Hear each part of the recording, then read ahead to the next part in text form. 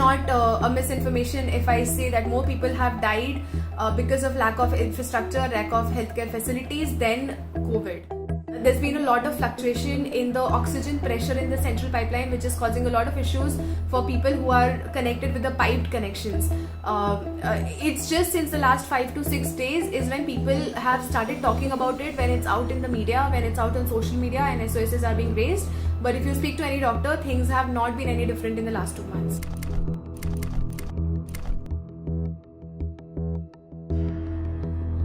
So what happened on the first night when I got my SOS call was at about 11 p.m.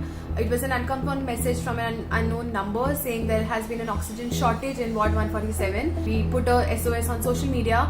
It took me an hour to reach to the doctor of the ward to confirm if there was actually a shortage. And to my surprise, she informed me that she has been trying to call the escalation number that all the GMC doctors have to inform of any such shortage, and she was trying since 11 o'clock, but the phone was switched off.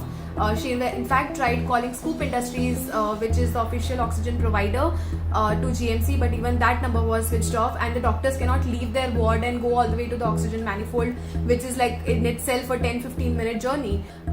Initially they denied that there was any such problem, and then we had to ask some people to shoot a video of the ward and send it to show that okay, there was actually a problem. And once we got the video and once we put it on social media, the police control room, somebody called the police control room, and the police reached the spot.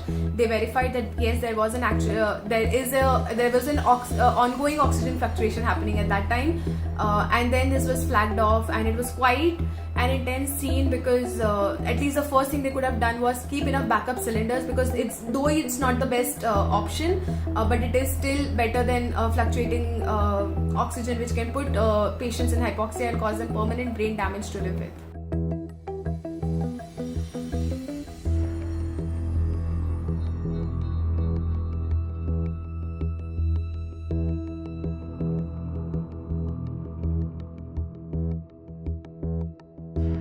They don't hear to you on social media, they don't engage with you any which way, because engaging with a problem is also acknowledging that there is a problem for them, which they very smartly avoid. So yeah, I think going to the High Court has helped a lot.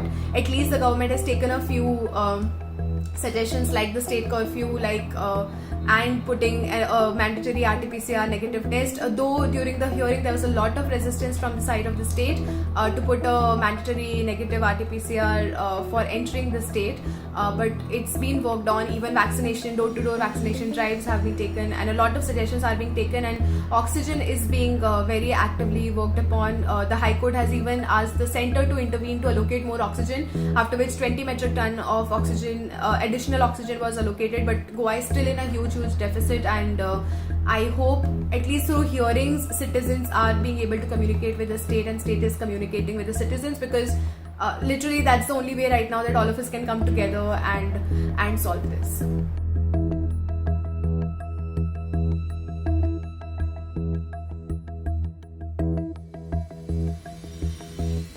We are doing things at a very small scale, and if we along with our day jobs are being able to pull this off since last 1 month, if we have been able to set up SOPs, we have our internal processes and we have our internal SOPs, and things are quite fast.